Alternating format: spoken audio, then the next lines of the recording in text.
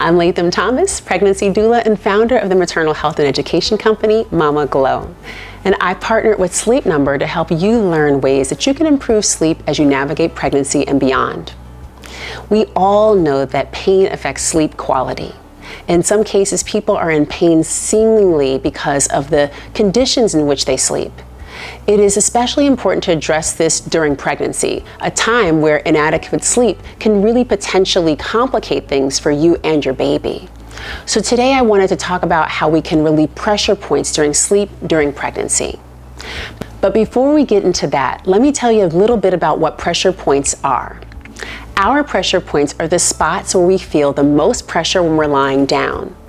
I want to preface these tips by saying that these can vary depending on how you sleep. So if you're a side sleeper, you might feel more pressure on your hips and shoulders. Or if you're a back sleeper, you might feel more pressure on your tailbone. During pregnancy, you really want to avoid unnecessary and strenuous physical activity. And so one of my tips for pressure relief is ensuring that you have a high quality mattress that is best suited for your sleeping style early on. That way you don't have to worry about modifying your sleeping arrangement once you're further along in your pregnancy. Now, no single mattress fits every sleeper, and so there's a lot that we process in terms of the research. As a general rule though, you want a mattress that supports your baby bump while providing relief for other sensitive areas. My Sleep Number 360 Smart Bed is amazing because I can adjust it to meet my needs. I understand that getting a new mattress is not feasible for everyone. As an alternative, or in some cases in addition to getting a high quality mattress, you can invest in a quality mattress topper. Toppers are made out of latex and they're great because of their moldability and their ability to keep you cool throughout the night. Some toppers come with soft, medium, and firm options which allow you to pick one based on your sleeping style. And as your pregnancy progresses, you'll most likely spend a lot of time on your side, so you'll want to go medium to firm. Take comfort measures and low intensity movements for aches and pains upon waking. For lower back pain, for example, you can do an exercise called pelvic rock to strengthen your low back muscles and alleviate pain.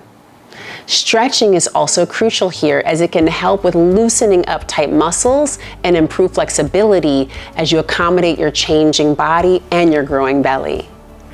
You want to develop a routine based on which parts of your body need extra attention when you wake up.